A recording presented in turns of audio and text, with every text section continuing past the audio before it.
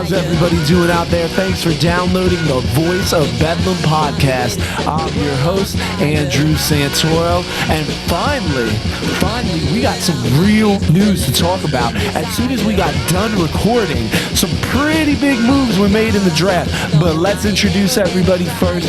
As always, I got my main man, Devil John, with me on the mic and on the boards. John, how you doing? Feeling pretty good and feeling very bright with my black diamata, shirt on. I look very funny, but it fits, and not only that, it's actually very cool. It's breathable. Yeah, it's like a weird material. Yeah, but Under Armour. it was pretty good. I got it at the Metal Fest, and I only got 2 shirts because I was like, you know what, I'm cutting back on the t-shirts right now in my life, and I only got 2. So yeah, I'm rocking my Super Dad shirt. I'm Super Dad. Speaking of Metal Fest, I ran into a buddy of our buddy who's on the show right now, Mr. Colin. Colin, how you doing? What's going on, guys? I'm doing well. It's the worst day in recent memory to be a Philadelphia sports fan. I'm a little upset about that, but that's a whole nother sport and a whole nother subject for a whole nother day. Oh, we'll talk about it later. How about that? Well, let's talk about franchise first. If we have to, yes.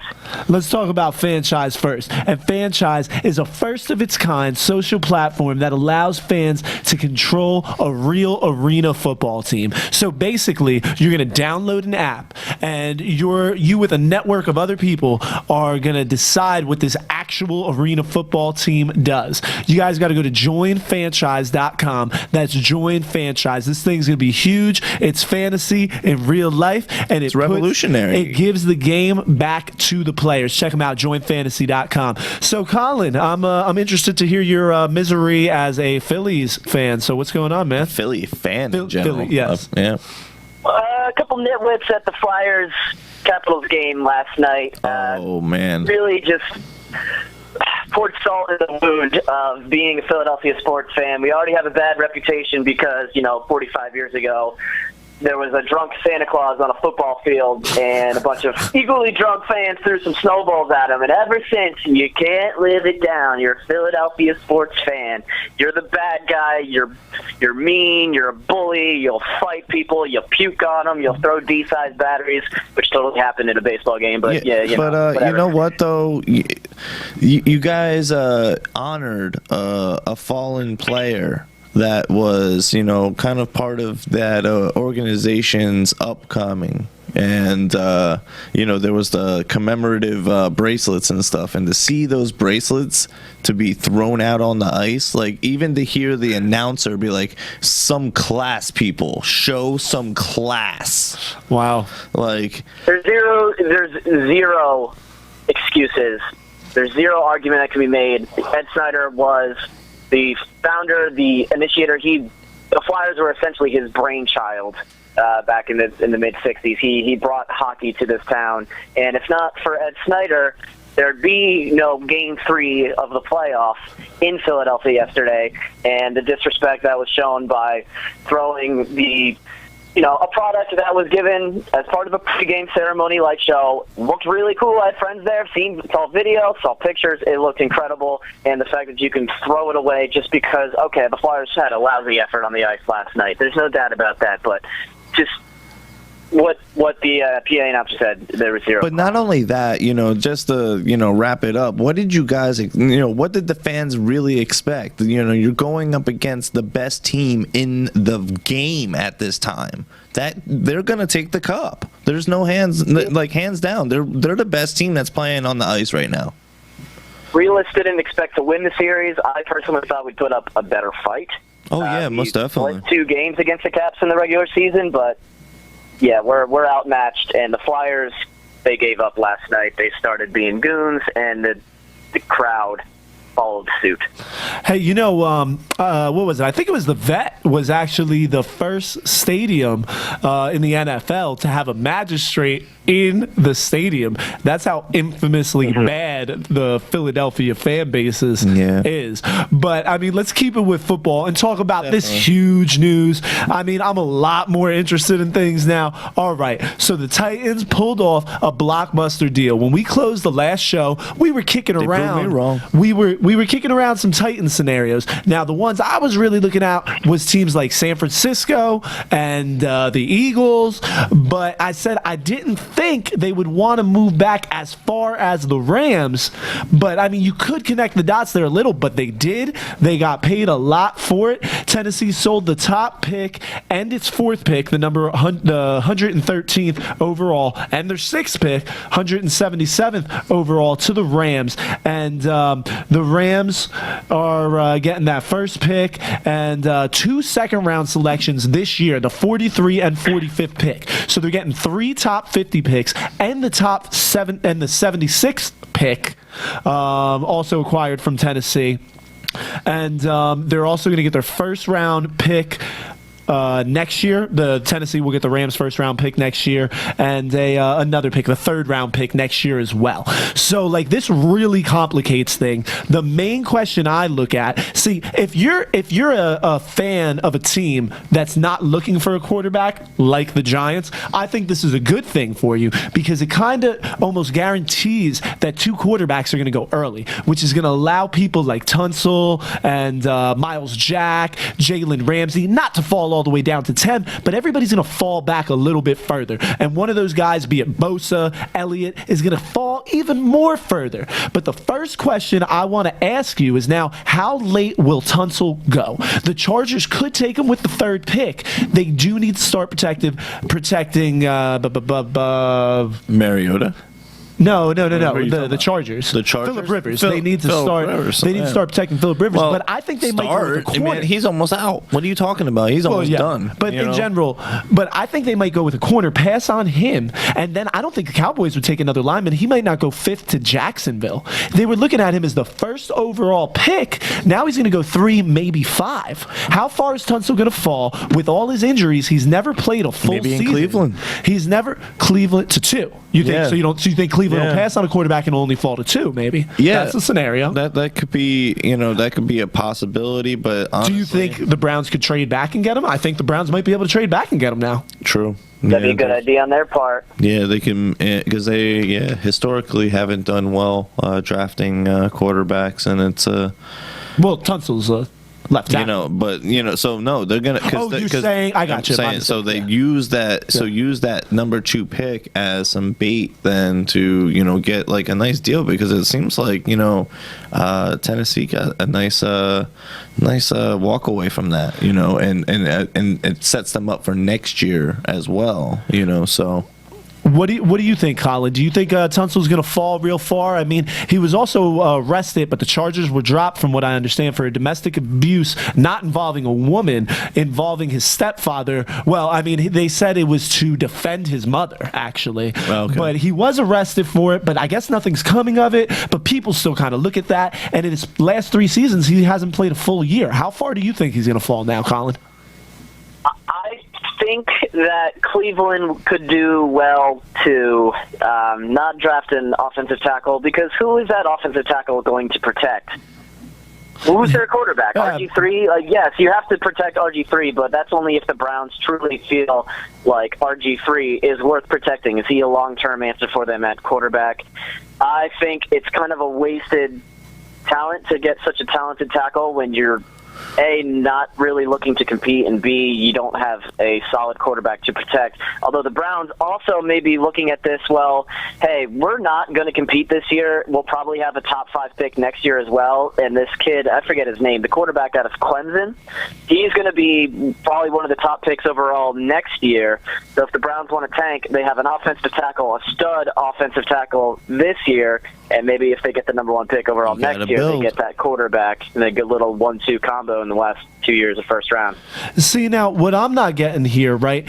I mean, tell me this doesn't, to me, this just all smells bad. Now, of course, the Rams moving to LA, they got a new fan base. It's got a lot of things in it. It got a lot of sports teams in it. A lot of people don't care about the sports over there. Also, it's kind of a weird market. I mean, teams have moved in and out of it. They want to make a blockbuster move. They want to sell some jerseys. But let's look at this. A team that's moving trades up in a enormous amount of assets, okay, to get a quarterback from a small school, most likely, that a lot of people aren't sure on. Doesn't this just sound like in 3 years, 4 years, we're going to be talking about this deal like the RG3 deal?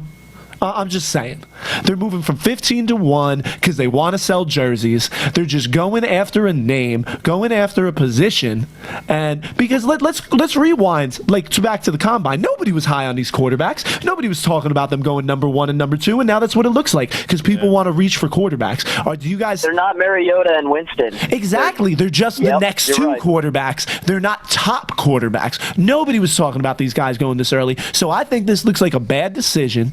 And I mean, let's be honest, Jeff Fisher, he's like this renowned coach and all, but like, when was the last time he was over 500? Do you know what I mean? When was Jeff Fisher? Yeah, exactly. I mean, a lot of people say the same thing about Tom Coughlin. Do you know what I mean? And Jeff Fisher, it's even longer. So, I don't know. You guys want to talk about this deal some more, or do you want to move on? I'm telling you. Go ahead, John. It's I think it's time to move on because there's enough on that. Well, let me remind everybody, I did do an article on this. It'll probably be published tonight or tomorrow. I don't remember the title of it, but it's at sportsrants.com. You guys will be able to check that out over there. The picture is a picture of Laramie Tunsil, but it's just talking about all the shakeup that this move has caused, and I really think it's a good thing if you're on that fringe top 10, top 8. You're going to have a better player because people are reaching for these quarterbacks. Everybody's going to get a slightly better player than they expected, I think. Yeah, but I think in a nutshell, he just doesn't leave in the top 5. He doesn't leave the top 5. Oh, one other thing, though. There's rumors being said that the Titans now want to move back in to the top 10 or 5, possibly to get Tunsil. How do you guys feel about that? They got the ammunition to do it. They got to find a partner. I mean, if I'm Baltimore or if I'm the Jaguars, 5, 6, maybe even Cleveland, I don't think they would want to trade up to number 2, though. That would cost too much. It would almost be counterproductive. It would really depend on the deal.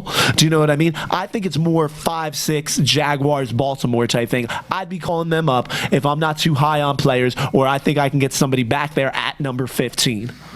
Yeah, that's going to be weird. But also, how about the settlement that's going on? Oh, now? yeah. But before we get to that, let's take a quick second here and tell everybody about Reputation Resolve, which is an all-in-one software that will help you build and manage your business's reputation online. It will keep you connected to your customer and get you 5-star ratings and feedback. To better serve your customers and start growing your business's online reputation today, go to solutions.reputationresolve.com. That's solutions.reputationresolve.com. As far as that settlement goes, though, the Third Circuit Court upholds the NFL's $900 million concussion settlement. $900 million. Now, there are reports that this could grow higher. I'm not quite sure how. I guess you can conceive. Oh, it's because right here. In 2013, the NFL reached a settlement with retired players to resolve the concussion-related lawsuits. The settlement originally gave $765 million. It was received and revised. It was revised and reached up to $900 million because there's more players being tacked onto it. Well, yeah, there's a lot more players being affected. And now, what's the lawyer in this there, John? According to legal analyst Andrew Brandt, the NFL admitted no liability in its settlements with the retired players. So the lawsuit was brought on behalf of more of like 5,000 retired players, and it could eventually cover more than 21,000 former players. See, now according to the court, that's not anything out of the ordinary. Lots of times when you do these settlements in the paperwork, it says that you are not admitting guilt. So that's basically all that's saying, and that's standard procedure in most lawsuits like this. But, I mean, the NFL is going to have to make up their mind because, I mean, Jerry Jones says, no, there is no connection. And I forget who came out and said at, was it the Combine?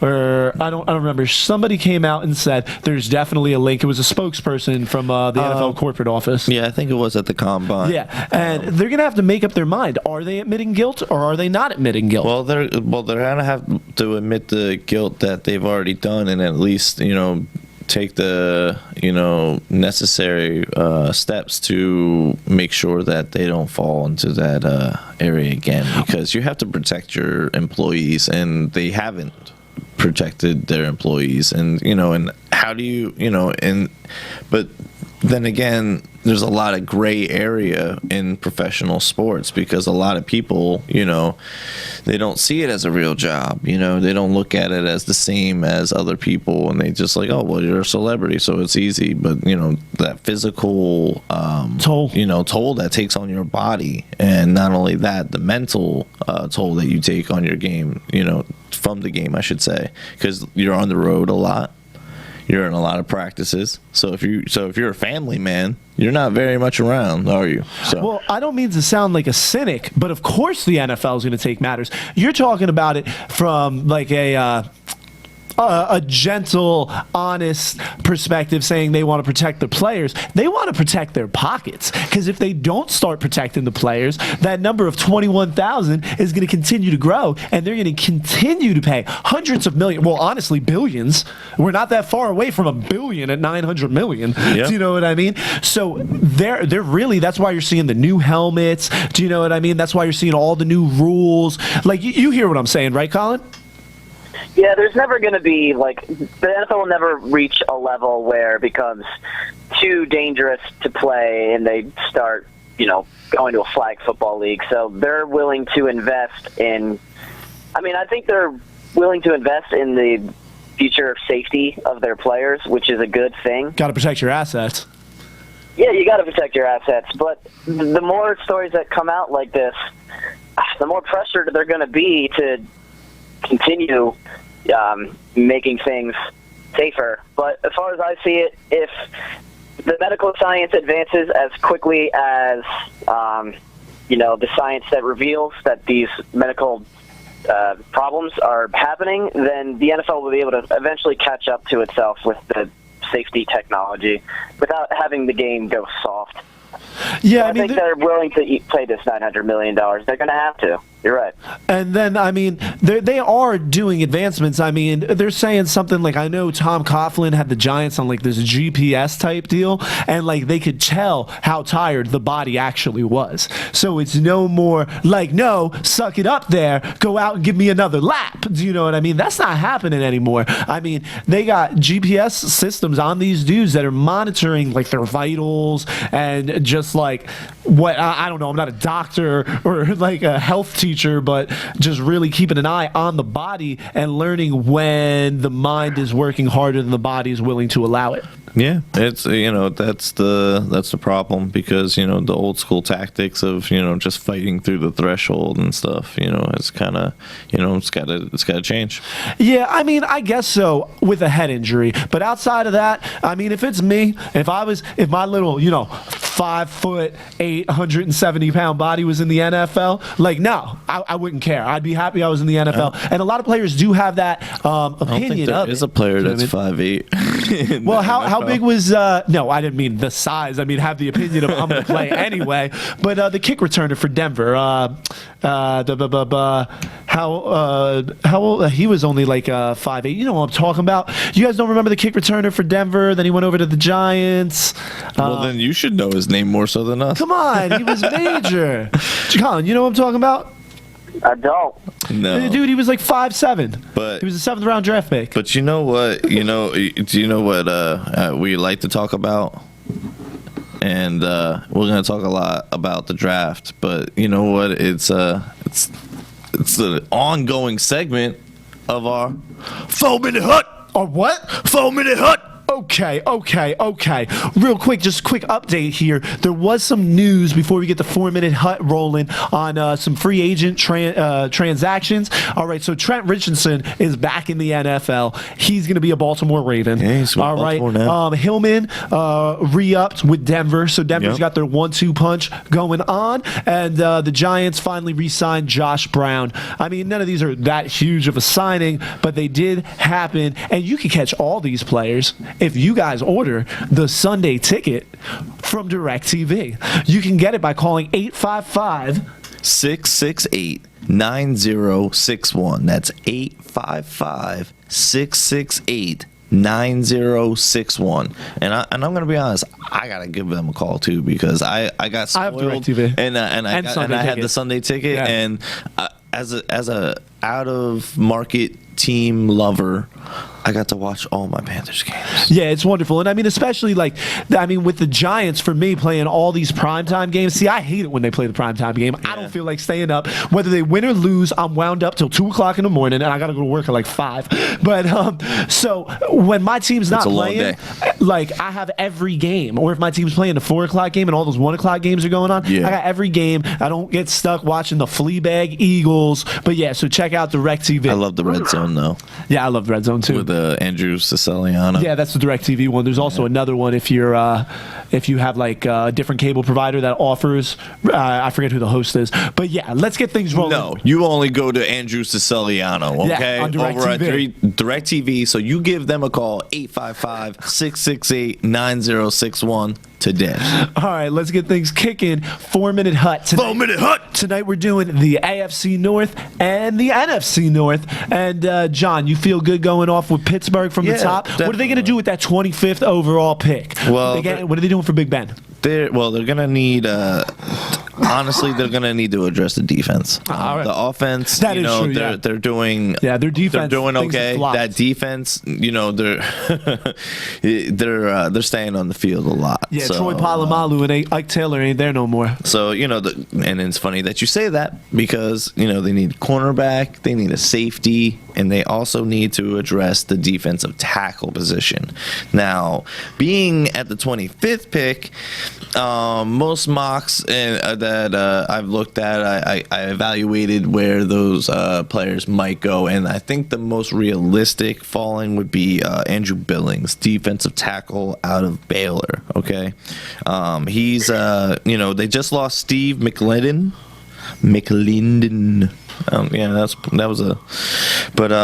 left via free agency, and now they have to address that nose tackle position, and I think he's like one of those plug and play type players that would fit that need for them. Yeah, I mean, especially that late. You can, yeah, exactly, because I mean, they're saying defensive tackle is like the strongest position in this draft, and if you get one at 25, you're still getting one of them blue chip guys at that spot because there's so many of them. So that would be smart.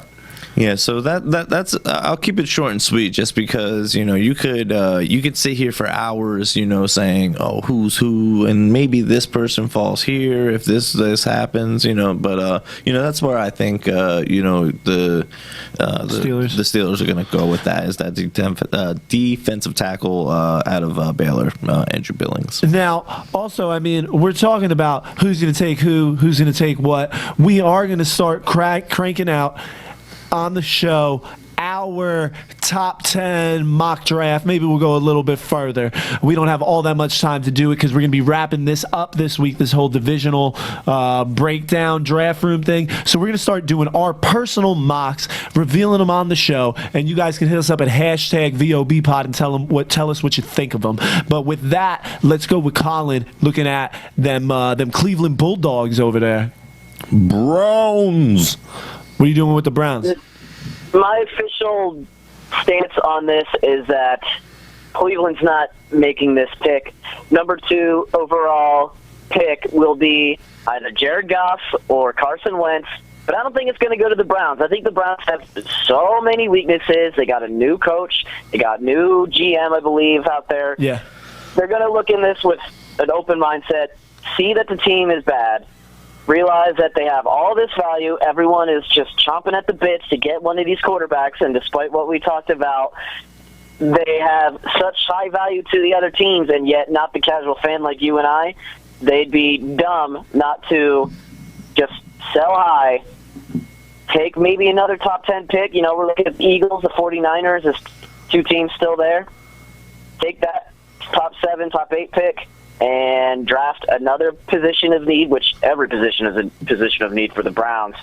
But let's humor the listeners here. Browns stay at number 2. I do think they take the other quarterback. We talked about how, they're going to be bad. There's going to be another quarterback next year when they'll have a top 5 pick. Deshaun Watson, I believe is his name, is out of Clemson. Okay. I just Googled that real quick. I think they take the other quarterback. If the Rams take Goff, which more reports that I've read have them taking Goff, I think Carson Wentz ends up down. If not, both Ramsey and Tunsil and, even the Joey Bosa's and Miles Jacks, all those players would help out the Browns.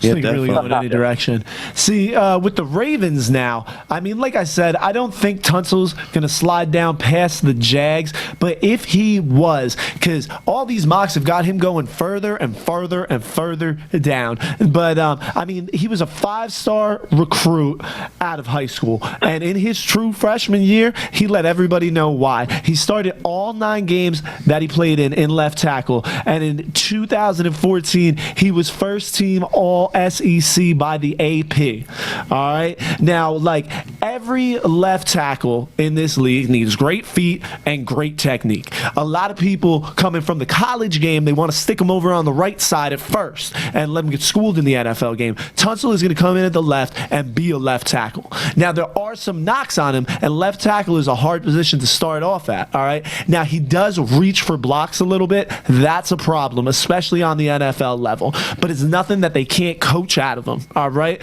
And then on top of that, I mean, he's just strong, knows how to use his body. I mean, he is, let me see his size on there, John.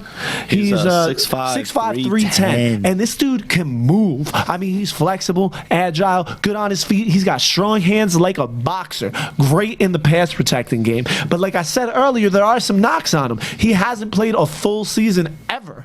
All right. So, like, nobody wants another Jadeveon Clowney. Do you know what I'm saying? Like, I mean, he's never played a full season. He's got that thing. I'm not even going to bring up the arrest because charges weren't filed, but a lot of people are talking about him falling. I don't know if he'll fall all the way down to 6, but in a more legitimate scenario, talking about top names falling down because of these crazy trades, we're even talking about the Browns trading out of the number 2 spot, and then the Titans trading back up to the top 5 to get Tunsil. Somebody like Jalen Ramsey, cornerback out of Florida State, 6'1", 209. You'd be real happy if he fell to your team. I mean, he's one of my favorite players in the draft. He was the first freshman to start the opener at cornerback for the Sentinels since Deion Primetime Sanders. All right, since Deion Sanders. All right. Now, that was, 30 years ago? All right. He played multiple... Ouch. Yeah, I know. He played multiple sports, right? He was also a track and field guy, and he took the ACC indoor and outdoor long jump titles in 2015. I mean, he's really shown great versatility. He plays safety if he has to, you know what I mean? So I don't know. I guess maybe he could play in the slot a little bit if he could also play safety, you know what I mean? I mean, next to cornerback is probably, in my opinion, one of the hardest positions to transition into just because of the level of competition, but he looks like he could handle it. I mean, you got to think about it. These guys are going to be going up against DeAndre Hopkins and Odell Beckham and, not Megatron anymore, but that's who they're going to be competing against. And now, but see, he could play, man, you know what I mean? And that's a really good thing. He's what the new cornerback of the NFL is supposed to look like. He Most fits definitely. the profile. Yeah. The last person I got going, a Buckeye, all the Buckeyes are going in the first round, Joey Bosa, 6'5", 269. Now, we've talked a lot about Bosa. He's a little bit of a legacy. Both his father and his uncle were also first-round NFL draft picks, so he's got some great genes, and that goes a lot farther than people realize with the scout. He's smart and competitive and has, like, a lot of justifiable confidence. All right, this guy's coming to play, and he's coming to win. And, I mean, I think all you Ravens fans out there would be extremely pleased if any of these guys went to your team with the 6th pick. John, you want to take over with the Bengals, close out the division, 24th pick? Yeah, the Cincinnati Bengals are in desperate need of some wide receiver help and defensive tackles and outside linebackers. So, I mean, so are we looking at Treadwell maybe? I mean, Treadwell was that's like a custom spot for him. He could be around at 23. Could, but realistically, I don't think that he will be. All right, well, what about Coleman out of Baylor? And once again, I don't know. I don't think But the wide receivers aren't this hot in that draft, man. so. There's a lot of teams in that number, as we'll get to later, who want a wide receiver. Texans, for example, we talked about on the last podcast. Yep. They're, I believe, 20. They're around there and looking for a wide receiver. So the person that I looked through and did my homework on and kind of was like, you know what, that's who might exactly land there, and it's Josh Doctson out of TCU. Okay, he's with Marvin Jones and Muhammad Sanu going Bye-bye. Free agency. That's two holes. You need to fill that up. You got AJ Green. You got one good one. All right. Yeah. So you got one good one. Yeah, But, I got a good one. He's Dotson has that size, that speed, and the ball skills. To open up, to spread out that defense and get some work done. And so that's who I would think at the 24th pick, the Cincinnati Bengals will take Josh Dotson. I mean, I could see that, but they'd be passing up on that Ohio State wide receiver, I think, if they went with him. But maybe they like Dotson better. But if you want to see Baylor, if you want to see TCU, if you want to see the Giants, hit up Ticket Software LLC at 866-853-3454. That's 866-853-3454. You don't have to worry about paying with them. They got 125% money back guarantee. Some of the highest security on the internet. If you guys need tickets, make sure you hit them up. And let's kick it over to Colin, moving into the NFC North and going with the Purple People Eaters, Minnesota Vikings 23rd overall pick. Where are they going? They are the 23rd overall pick, like you said, Andrew, and like John just finished talking about. The Bengals are the 24th overall pick, and as we did last week, the Texans are the 22nd overall pick. So now I'm putting it out there right now. Those three teams, they're taking wide receiver.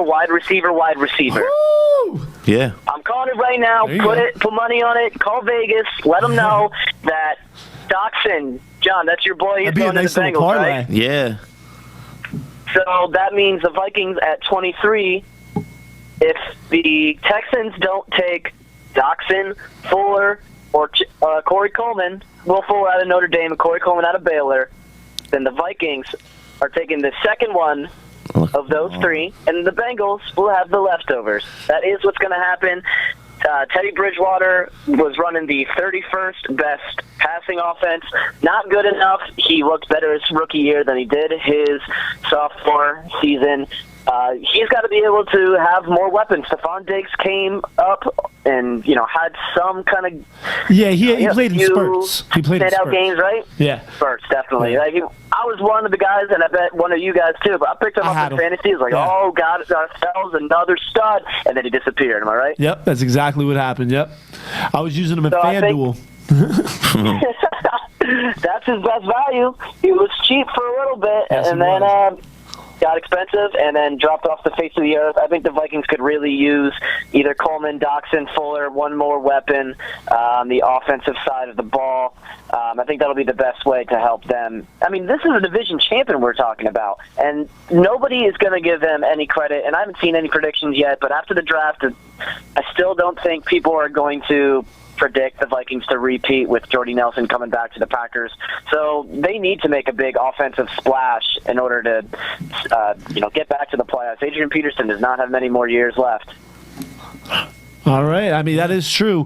But, I mean, AP, man. But they do got Teddy Bridgewater, so it does make sense that they would go with the wide receiver, try and fill out that passing game, let Adrian Peterson his last couple years use the run to open up the pass, get them running like a fine-tuned machine, and then maybe they could turn it on a little bit. You good on the Vikings? You got some more names for us? I mean, if they decide, and like I said, I think they're going wide receiver. Chief Taylor Decker, Ohio State, offensive tackle. Stanley and Tunsil likely to be gone. He may be an option for them if they need to address the offensive line. Yeah. Darren Lee or Leonard Floyd, a couple linebackers, defensive side of the ball. And their defense was pretty solid. It helped them get to the playoffs, especially with an offense just dominated by running the ball. It'd be nice to partner one of those guys, Leonard Floyd or Darren Lee, with Anthony Barr, third-year linebacker, who's really been taking his game up several notches since he got into the league. But I still think they're going offense. All right, okay, all right. Yeah. You want to take the 11th overall pick, John? I think it's time to go over to Chi-Town and talk about the Bears. The Bears. The Bears. The Bears, the Bears, the Bears, the Bears, the Bears, the Bears, the Bears, the Bears. Hey, who are you talking about? The Bears. Yeah, It's man. enough Saturday Night Live. Rest in peace, Mr. Chris Farley. Holy moly! But you know the Bears. Yeah, let's say have. I live in a van down by the river. I just had to get that out. Yeah, man. They got the 11th pick. They spent a lot of money in free agency addressing their inside linebacker situation and the defensive end area though. They're gonna need to work on that because they got Eddie Goldman and they got Akeem Hicks. So that's two solid players to work with, especially now going into year 2 of that transition to the John Fox does the 3-4, right? 3-4 defense? Nah. No, 4-3. Yeah, he's a 4-3. Maybe 4-3. Yeah.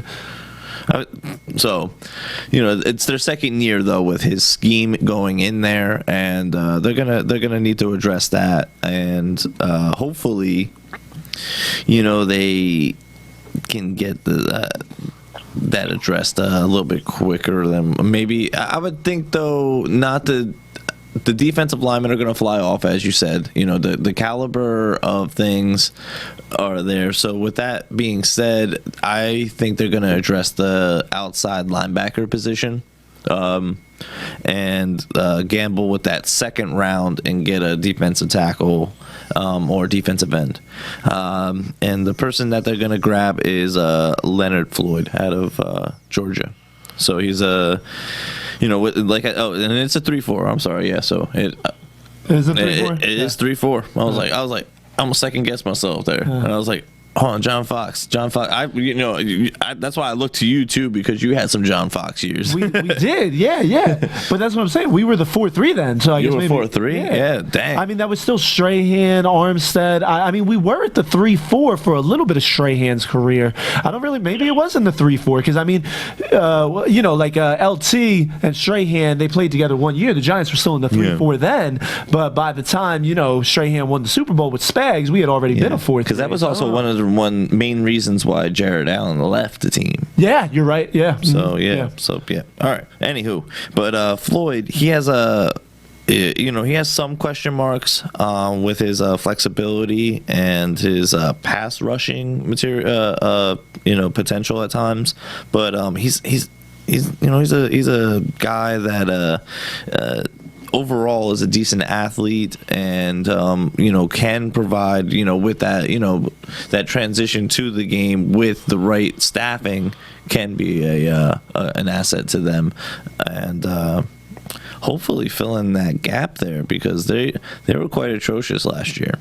And it seemed like they were just trying to get rid of everybody and anybody because they knew that they were done. But and that shows with obviously the 11th pick.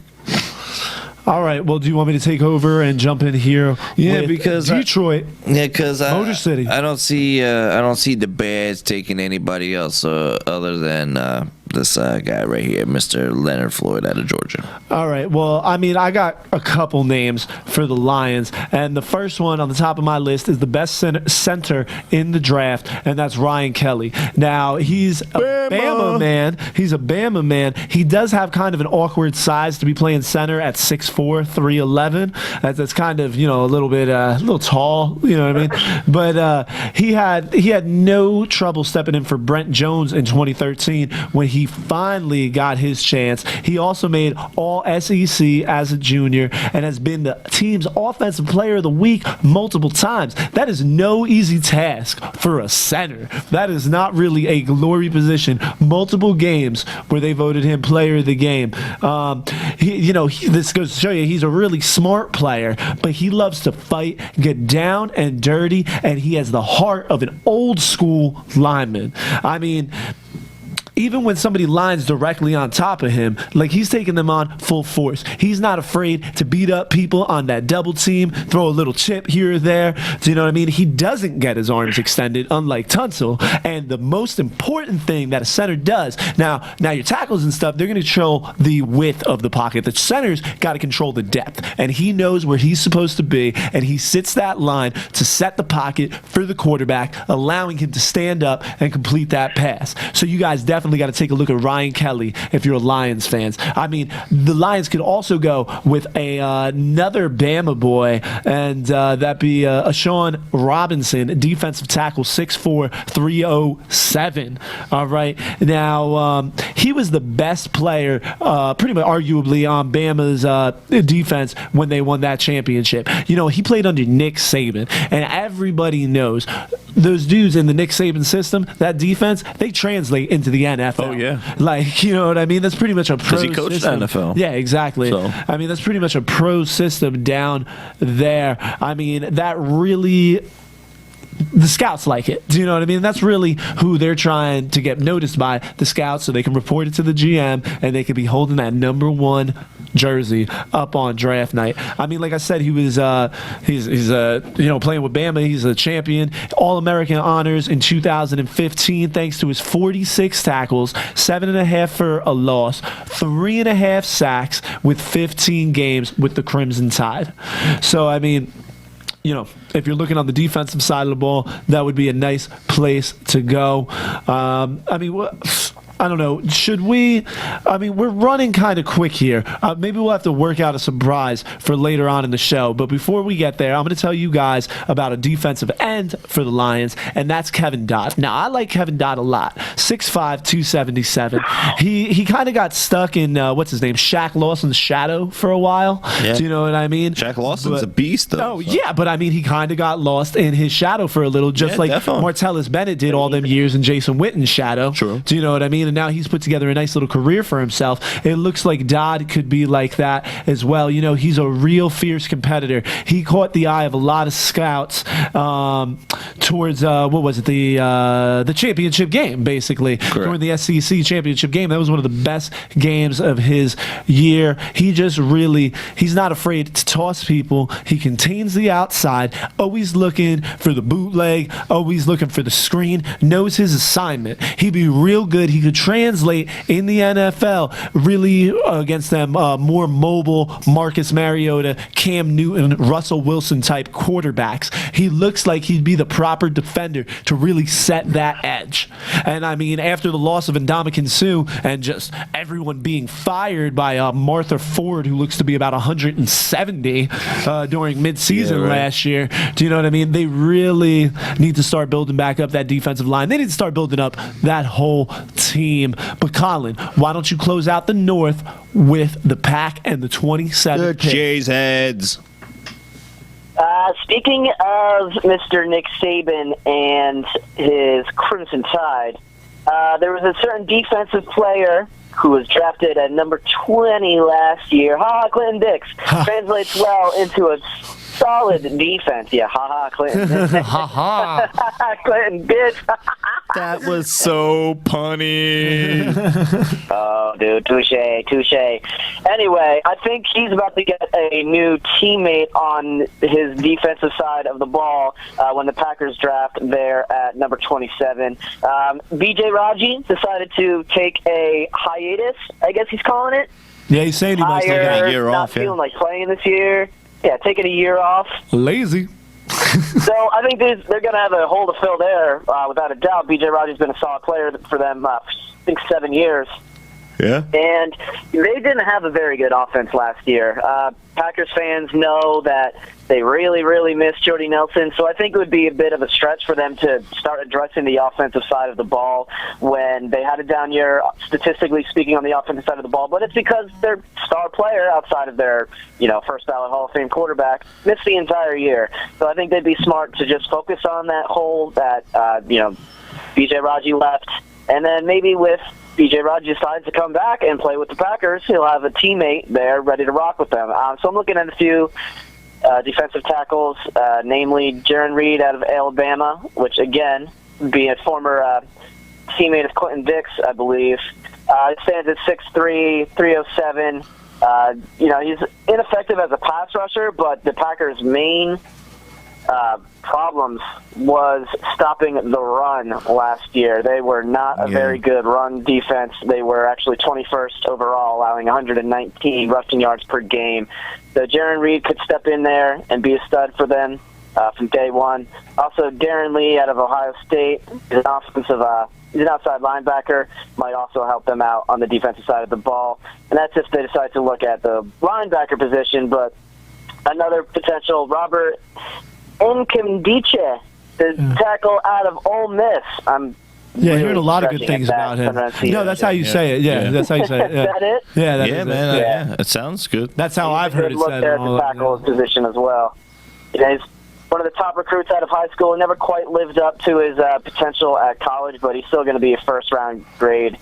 So I'd look for the Packers to take either of those tackles to fill that Raji hole. Bro.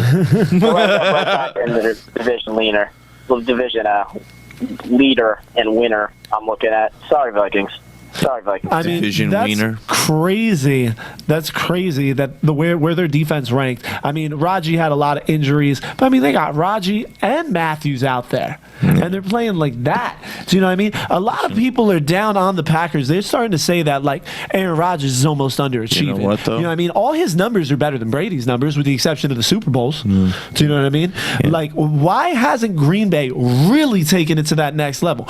Rodgers won the one Super Bowl. Now, maybe I'm asking for too much, but I'm not. I just think the Packers are that great of a team. The Packers should have multiple championships. Yeah. Aaron Rodgers should be that quarterback crown. Do you know what I'm saying? I think the emergence of the Seahawks at the same time. Yeah, I mean, they lost to him in the playoffs. They're such a good matchup for them because their strength is everything that evens out the Packers' strength. The Packers' strength was their offensive game, their passing offense. And you know what the Seahawks excel in is stopping the pass. And defense wins championships. You hear it a lot. And Sherman, Thomas. It makes sense. But you know what? But we can't control, those numbers. But you know what numbers we can control? Our credit score? Yeah, exactly. How can we do it, John? Well, if you made some questionable decisions in your life and you need to get your stuff together and get that credit score, boosted up so that you can afford, a nice new car without the interest rate taking you to the cleaners every time, you need to hit up CuraJet at 844-255-6458. That's 844-255-6458. And make sure you hit them up.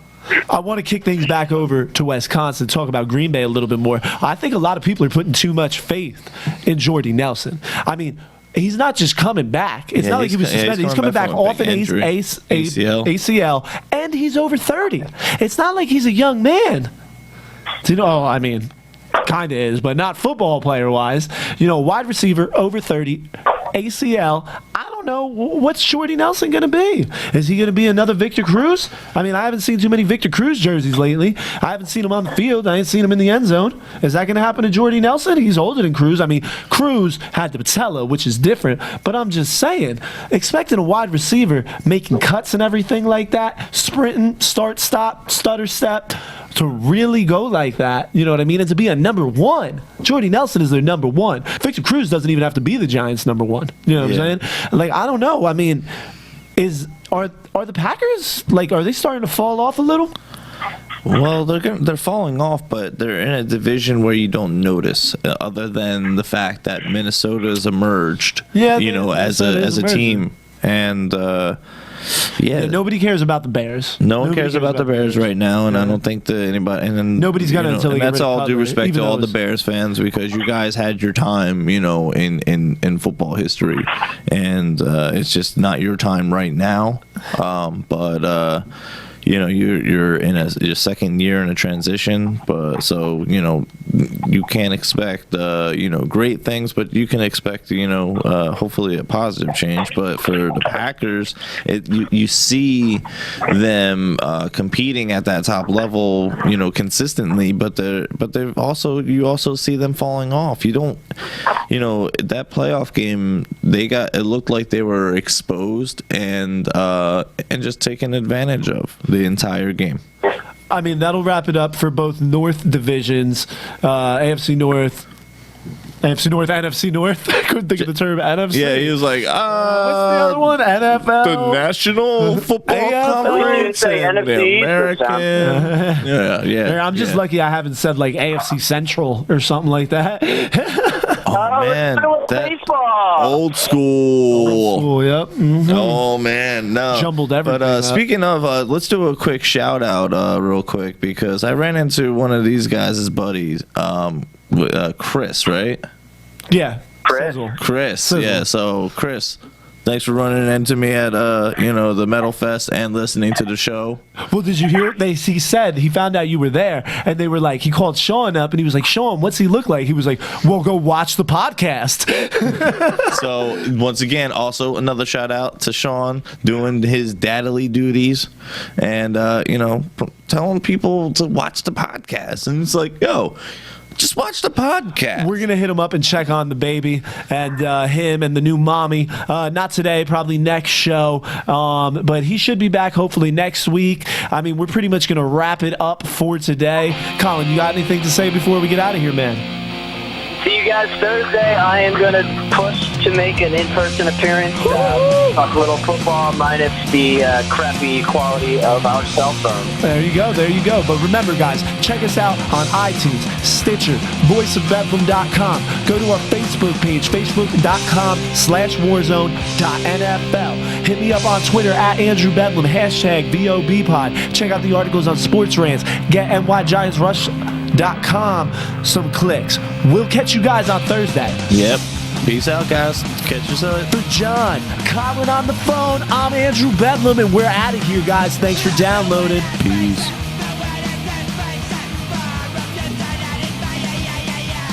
All right, how's everybody doing out there today? Thanks for tuning in to this special edition Voice of Bedlam podcast.